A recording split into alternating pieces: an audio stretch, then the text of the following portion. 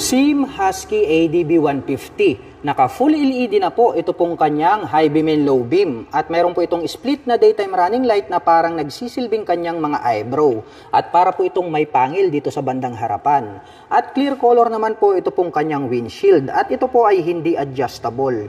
Located naman po rito sa bandang itaas ito pong kanyang mga LED na turn signals. At ito po ay gumagamit ng traditional telescopic fork dito sa harapan. At ito po ay equipped with single rotor disc brake na flower design with 2-pot caliper with ABS.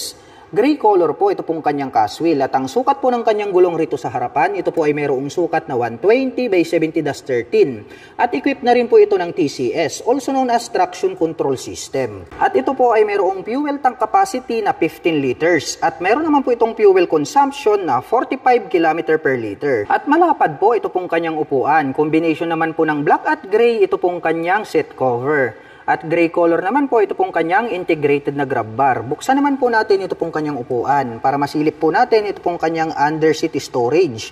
Maluwag po ito pong kanyang seat storage at sa tansya ko ay kasya po rito ang isang full face helmet. At maluwag din po ito pong kanyang pillion board at bukod dyan ay meron din po itong footrest extension. At ito po ay gumagamit ng single monoshock absorber dito sa kanyang rear suspension at ito po ay adjustable. At ito po ay equipped with single rotor disc brake. Ang sukat po ng kanyang gulong rito sa likuran, ito po ay mayroong sukat na 130 by 70-13. At ito po ay naka fully digital meter panel display, naka naked ang handlebar. At pagdating naman po rito sa kanyang mga button selectors, meron po itong passing light, high beam and low beam, turn signal selectors at ang kanyang horn.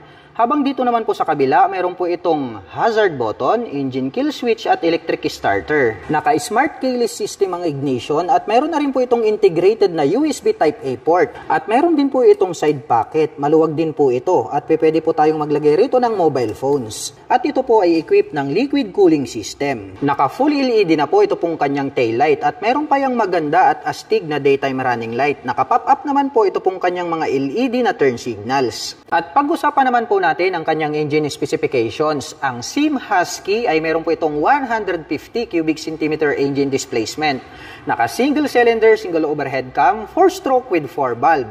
At nakakapag-provide po ito ng maximum power na 10.8 kW at 8,000 RPM.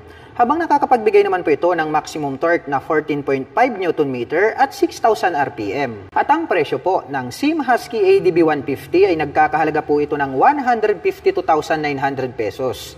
At kung gusto mo naman pong kumuha ng hulugan ay kailangan mo pong mag-down payment ng 10,705 pesos.